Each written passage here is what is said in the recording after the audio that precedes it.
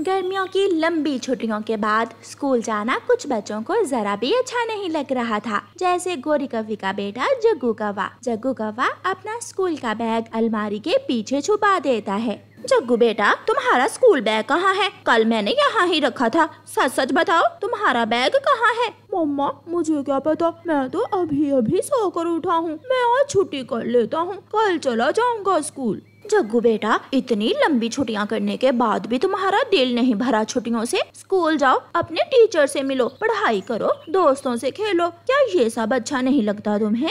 नहीं, मेरा दिल नहीं करता, मैं स्कूल नहीं जाना चाहता। दूसरी तरफ चिड़िया की बेटी छुट्टियों के बाद पहले दिन स्कूल जाने पर बहुत खुश थी। मम्मा, जल्दी से मेरा टिफिन दे दे, मैं आज बहुत एक्साइटेड हूँ। मैं अपने दोस्तों से मिलूंगी, सबको बताऊंगी कि मैंने नानू के पास जाकर क्या क्या किया। ये रहा आपका टिफिन, अपने बाल सीधे करो और चली जाओ स्कूल। गुड़िया अपना स्कूल बैग उठाती है और अपने घर से निकलती है। वो बहुत खुश थी। आंटी, जग्गू कहाँ है? क्या वो आज स्कूल नहीं जाएगा? जग्गू, जग्गू बाहर आओ बेटा, देखो गुड़िया तुम्हें लेने आई है। जग्गू घर से बाहर आता है। तुम क्यों आई हो? जग्गू भाई, छुट्टियां खत्म हो गई हैं, अब हमें स्कूल तो जाना ही होगा। अगर हम पढ़ेंगे नहीं तो आगे कैसे बढ़ेंगे? मैं नहीं आगे बढ़ना चाहता, मैं पीछे ही ठीक हूँ। तुम जाओ, इसका स्कूल बैग नहीं मिल रहा, ना जाने कहाँ छुपा दिया है इसने। गुड़िया घर के अंदर जाती है और अलमारी के पीछे से जग्गू का स्कूल बैग निकालकर गौरी आंटी को दे देती है और हंसने लगती है। मुझे पता था, जग्गू ने मुझे बताया था कि वो अपना स्कूल बैग कहाँ छुपाता है। मुझे नहीं जाना स्कूल। मम्मा प्लीज, मुझे आज छुट्टी कर लेने दे। जग्गू भाई, आज तो पहला दिन है छुट्टियों के बाद, आप आइए मेरे साथ, बहुत मजा आएगा। फिर ना चाहते हुए भी जग्गू अपना स्कूल का बैग उठाता है और गुड़िया के साथ स्कूल चला जाता है। जग्गू, क्या तुमने अपना छुट्टियों का काम किया है? नहीं, इसलिए तो मैं बहुत डरा हुआ हूँ, मुझे टीचर से मार पड़ेगी। गुड़िया, तुम मुझे आज स्कूल क्यों लेकर आई हो? जग्गू, आज नहीं, कल तो स्कूल आना ही था हमें। रही छुट्टियों के काम की बात, हम सब मिलकर तुम्हारा छुट्टियों का काम लिख देंगे। थोड़ी देर बाद बूढ़ी कव्वी क्लास में आती है। बच्चों, आज खुद से ही पढ़ाई करो, तोते टीचर को बुखार है, वो आज स्कूल नहीं आएंगे। ये सुनकर सबसे ज्यादा खुश जग्गू कौवा होता है। फिर वो सब एक दूसरे से बातें करते हैं। मेरी नानो ने मेरे लिए बेसन के लड्डू भी बनाए थे। मैं पूरे 2 महीने अपनी नानो के घर रहा हूँ छुट्टियों में। और मेरी नानो के घर के पास एक झरना है, मैं सारा दिन झरने पर बैठकर अपना छुट्टियों का काम लिखती थी। गुड़िया, तुमने कहा था कि तुम सब मिलकर मेरा छुट्टियों का काम लिख दो। फिर वो सब दोस्त छुट्टी से पहले ही झरने पर चले जाते हैं। जग्गू सबको एक एक नोटबुक दे देता है और जग्गू के सभी दोस्त जग्गू का छुट्टियों का काम लिखने लगते हैं। जग्गू, तुम ये इंग्लिश का काम लिखो, मैं मैथ का लिखती हूँ। थोड़ी ही देर में वो सब दोस्त मिलकर जग्गू का सारा छुट्टियों का काम लिख देते हैं। जग्गू बहुत खुश हो जाता है और मुझे स्कूल जाने से कोई डर नहीं है। जग्गू मेरे दोस्त, हमेशा ऐसे नहीं चलेगा। आपको चाहिए था कि छुट्टियों में खेल के साथ साथ पढ़ाई पर भी ध्यान देते, जैसे हम सब ने खेला भी और अपना अपना छुट्टियों का काम भी लिख लिया। गुड़िया, सच कहा, मैं अपने किए पर बहुत पछता रहा था। आपने मुझे तोते टीचर से बचा लिया, आपका बहुत बहुत शुक्रिया। फिर वो सब अपने अपने घरों को चले जाते हैं। जग्गू बेटा, कैसा रहा आज स्कूल में पहला दिन? मम्मा, बहुत मजा आया। अच्छा ही हुआ जो गुड़िया मुझे आज स्कूल ले गई। मैंने अपना छुट्टियों का काम भी लिख लिया है, अब मुझे कोई डर नहीं है। दूसरे दिन आसमान पर बादल थे और हल्की हल्की बारिश भी थी, मगर जग्गू कौवा अपना स्कूल बैग उठाकर तैयार हो जाता है। जग्गू बेटा, मौसम खराब है, आज छुट्टी कर लो। नहीं मम्मा, मुझे अब एहसास हो गया है कि हमें अपना काम समय पर करना चाहिए। अब मैं कभी स्कूल से छुट्टी नहीं करूँगा और अच्छे से दिल लगाकर पढ़ाई करूँगा।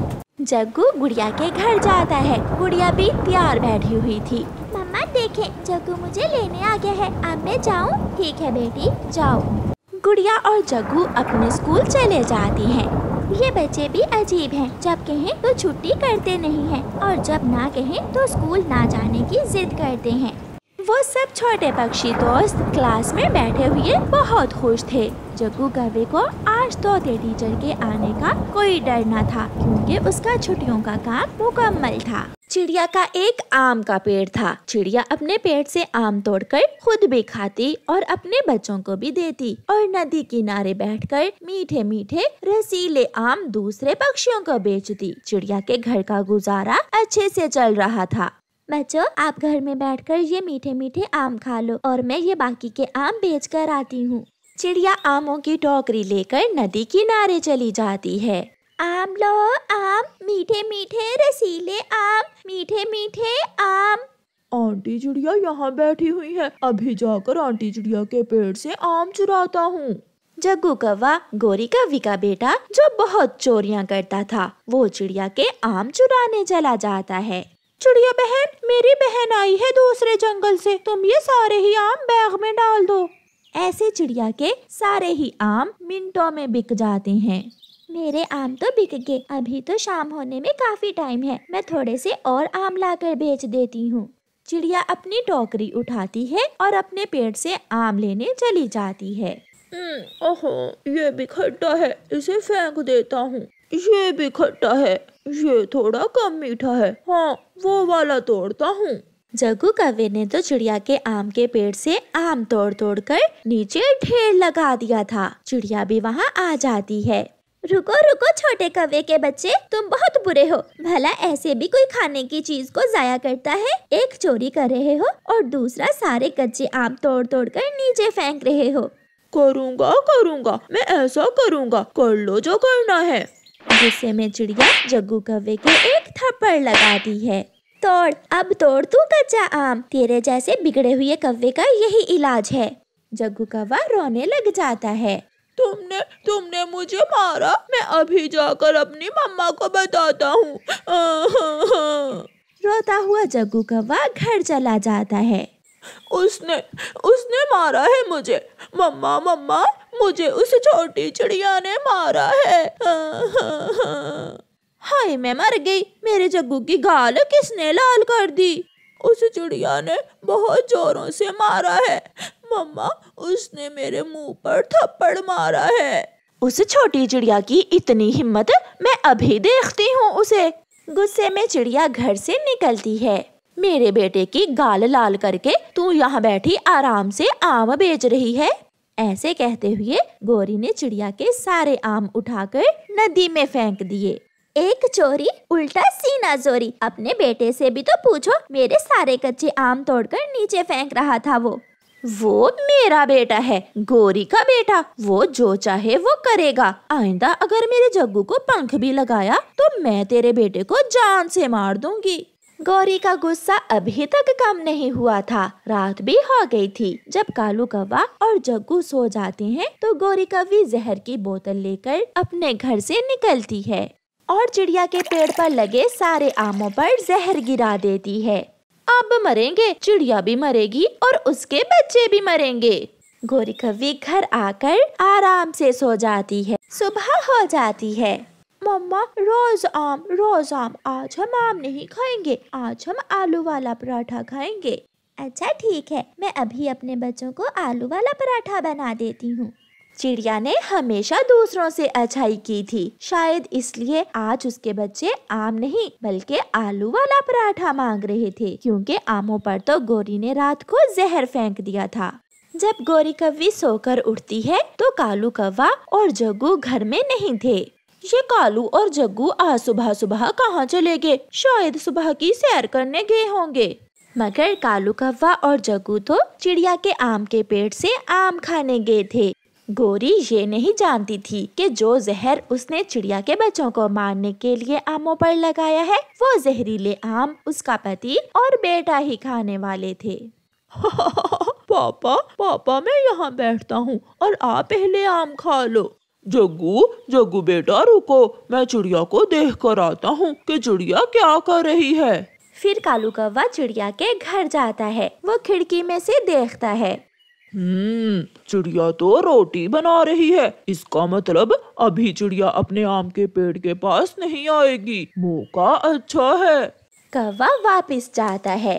जग्गू आ जाओ, जी भर के आम खाओ। चिड़िया तो घर में रोटी बना रही है, हमें रोकने वाला कोई भी नहीं है।